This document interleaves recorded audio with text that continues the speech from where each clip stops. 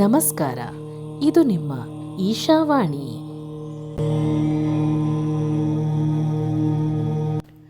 ಕ್ರಿಯಮಾಣ ಕರ್ಮ.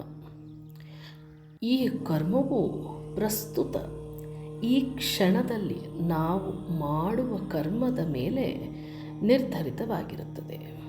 ಅಂದರೆ ಈ ಕ್ಷಣ ನಮ್ಮ ಇಚ್ಛಾಶಕ್ತಿ ಮತ್ತು ಪ್ರಜ್ಞೆಯಿಂದ ನಾವು ಏನನ್ನು ಮಾಡುತ್ತೇವೋ ಅದೇ ಈ ಕ್ರಿಯಮಾಣ ಕರ್ಮ. ನಮ್ಮ ಆಲೋಚನೆಗಳು, ಆಡುವ ಮಾತುಗಳು ಮತ್ತು ಮಾಡುವ ಕ್ರಿಯೆಗಳೇ ಈ ಕರ್ಮ. ಈ ಕರ್ಮವು ತಕ್ಷಣಕ್ಕೆ ಫಲಿತಾಂಶವನ್ನು ಕೊಟ್ಟುಬಿಡುತ್ತೆ.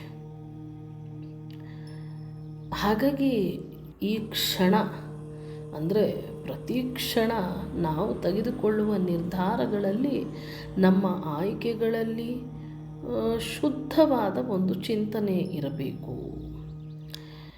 ಅಂದರೆ ಒಂದು ಶುದ್ಧ ಮನಸ್ಸಿನಿಂದ ಯಾವ ಒಂದು ಆಶೆಗೂ ಬಲಿಯಾಗದೆ, ಆಶೆ ಎಂದರೆ ಕಾಮನೆಗೂ ಬಲಿಯಾಗದೆ ನಾವು ತೆಗೆದುಕೊಳ್ಳುವ ನಿರ್ಧಾರವಾಗಿರಬಹುದು ಅಥವಾ ನಾವು ಮಾಡುವಂತಹ ಆಯ್ಕೆಯಾಗಿರಬಹುದು, ಕೆಲಸವಾಗಿರಬಹುದು, ಇದೇ ನಮ್ಮ ಕ್ರಿಯಮಾಣ ಕರ್ಮ.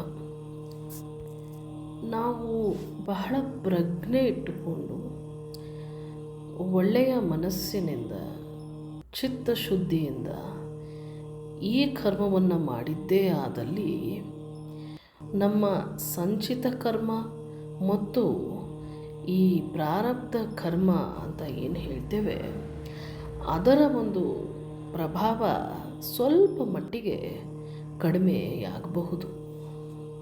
ನಮಸ್ಕಾರ. ಇದು ನಿಮ್ಮ ಈಶಾವಾಣಿ.